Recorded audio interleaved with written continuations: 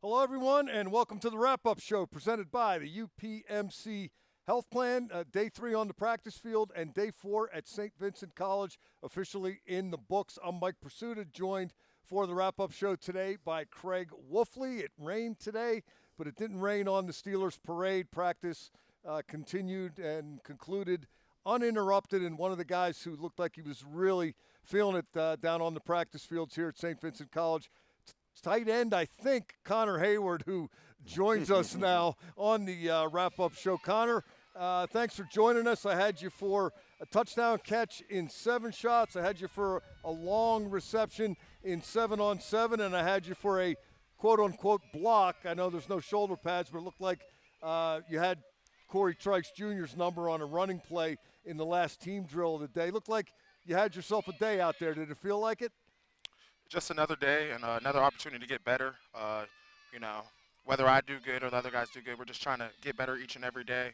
And whenever, I'm out there, I just try to make the most of my opportunities and do whatever the coaches tell me to do and just, try to do it with the best technique. Connor, we're going to jump to going backwards a little bit. How is it that you got an older brother born to play on the defensive side of the ball, but you were born on the righteous offensive side of the ball? I mean, how does that happen in the same household?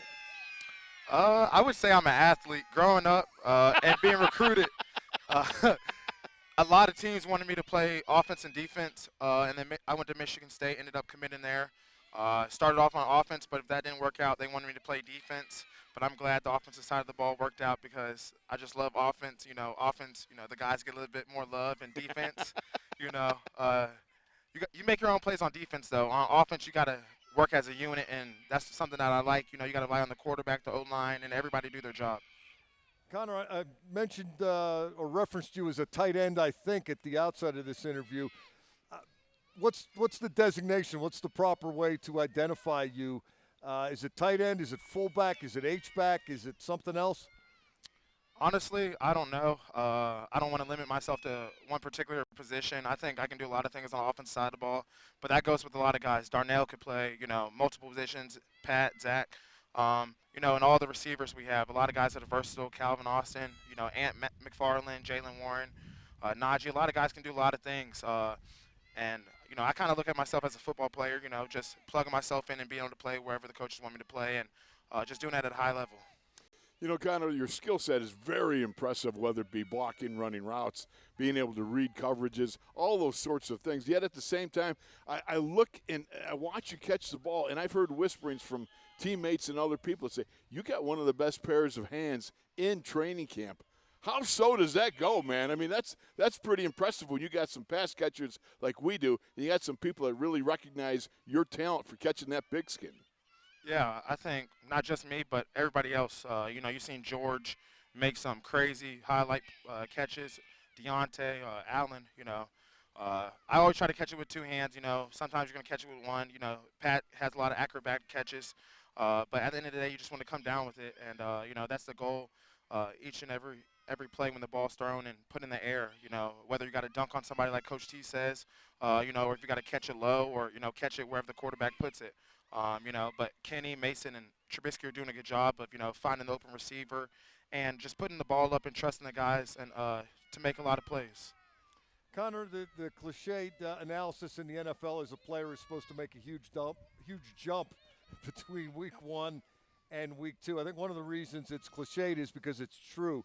Are you feeling that? Are you expecting that? And how different is this camp versus last year for you and guys in your position? It's entirely different. I feel a lot more comfortable. Coach Fredo's throwing a lot at all of us. Coach Roberts. But Coach Fredo's, wait, what was the question again? How different do you feel? How much more comfortable? How much more? How much better is your understanding of the offense? I imagine last year was uncomfortable at times, and this year's a totally different mindset. Yeah. This off season, just being in there extra, whether that was running and getting in the playbook over OTAs and minicamp, that's helped me make this big jump. But hopefully this, we just keep on building each and every day, myself and my team. And everybody around me, we just, this is just the beginning. You can't get too far to your ahead of yourself. I like the compliments, but I know there's a lot more work to be done. Connor, we've seen 12 and 13 personnel packages. One of them, I've seen you with Mount Washington, as Myron Cope would have stated it, with Darnell. But you got the big guy, you got the little guy, you got a little bit of Gronkowski and Hernandez type thing. You got the Mutt and Jeff type of thing. And it was great because everybody was looking at Mount Washington as you cut across the middle the other day and made a great catch wide open. You got to kind of like that sort of packaging because that presents more opportunities for you to work your little middle of field magic. Yeah, Darnell's a tower, so is Gentry. And Pat, he can do everything. He's so versatile, blocking, catching, baby Gronk. He just finds a way to get open. And that's what I'm trying to do. I've learned a lot from his game. And he's taught me so much, and, we just kind of play off each other. And, when me and Pat are out there, we can do so much, whether that's running or catching, and it just keeps the defense on their heels. Connor, last thing I have for you today. A couple of us talked with George Pickens yesterday, and he was asked specifically about the first 11-on-11 play of camp, the play action deep ball from Kenny Pickett to George Pickens. And Pickens said it was a, quote, explosive hint, unquote, that the ball is going down the field further more often. Is he right? Yeah. We got 4 guys that can take the top off and some more. And then we have a lot of mismatches inside. I think we're going to take our shots when we need to. But, this is the Pittsburgh Steelers. We're going to run the ball and, dominate the line of scrimmage. And when we do that, we can take our shots deep. So, the run game goes hand-in-hand with the passing game. Appreciate the time, Connor. Thanks for joining us. Thanks so much. Thank you. That was Connor Heyward. Wolf, I know this isn't hockey. They don't give out the 3 stars. Right. And they don't even do that in hockey after a practice. But if they did, yes. If they did it here, he's one of the 3 today, right? I would say definitely. And one of the guys that really has had a terrific couple of 3 days now. I mean, he's just really looked good in whatever facet of what he's been doing. We saw in the run blocking. Well, it was a nice, great, you got the backside pull from the tackles, the pin and pull series, front side blocks down. He comes across, and instead of going after an up-the-field guy that the blocker to his right is going to handle, he cuts it up and does a nice job of seeking out inside force. That takes legitimate repetitions. You got to have good football knowledge when the X's and O's move to know that guy's out of my lane. I got to stay in my lane and get the next guy. And then you see him, what he does with the pass catching. The guy has got really terrific hands. And let's face it, it's not like he's got 4.2 speed, but he's got the ability to get open. He catches whatever's thrown at him. Yeah, he's not one of those, he's not the biggest. He's not the fastest. He doesn't do anything, one particular skill better than anybody else, but he seems to have a game. You put the package together, and you got Connor Heyward. That's what you got. Some other developments from today. I mentioned at the Open, it did rain. It rained pretty hard there for a short period. The sun is out now. Steelers getting through practice.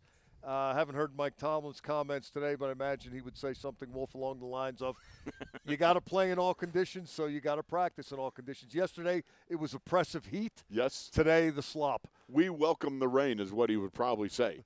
And there's no doubt about it. Look, it's an opportunity for the guys going from, when you're out there with heat fatigue, it's hard to concentrate on what your job is. It's really difficult after a period of time. You're out there for an hour, hour and a half, you get gassed. So it challenges you. And the same way when you get moisture, especially for the ball carrying guys, the guys that catch the rock and all that stuff, it's difficult because you've got to make sure to secure the catch with your hands, and you've got to make sure you got gription. And so these are just challenges that you want to get out of the way during training camp. Make everyone aware. You got to rise to the challenge and be able to operate in whatever conditions are presented to you. Couple observations from today's practice. Day 3 on the field, and we saw a third different player as the starting nickel. The slot cornerback today was Elijah Riley. They had opened with Duke Dawson. Then it was Chandon Sullivan's turn. Dawson, Sullivan, and Riley Wolf were the 3 guys that secondary coach Grady Brown had identified in mandatory veteran minicamp as the 3 guys vying to be that nickel. But the wild card is Patrick Peterson, who played some more nickel today and played some more safety today. And when Peterson is doing one of those 2 things, Joey Porter Jr. is running with the ones. Yes, he did. He is indeed. And he's looked good, by the way, aside from getting run over one time. We got a little bit of A little kerfluffle going on early on in training camp.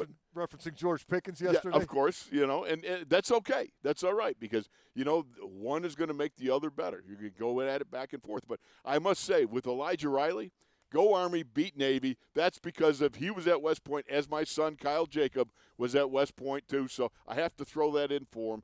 Interesting young man. Watching him operate, we saw him with an interception in practice. I believe it was yesterday.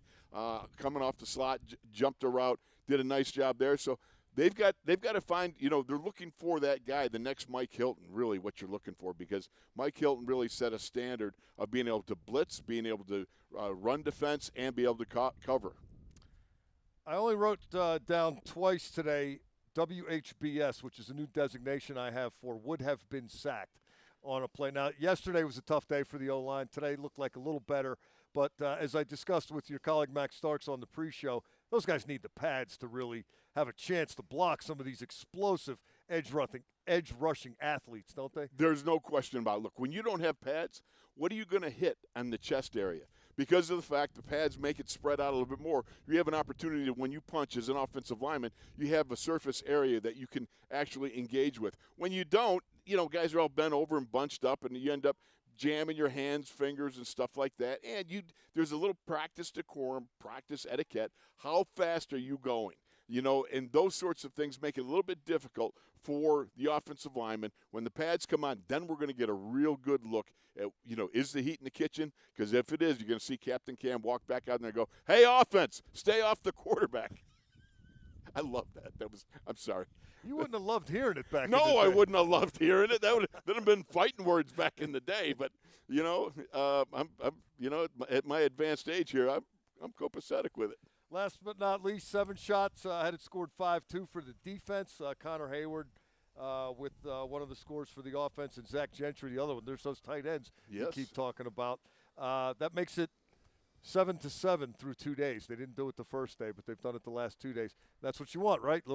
Absolutely. Little push and pull, the balance. This is iron sharpening iron, and this is when it begins, and it's going to continue on.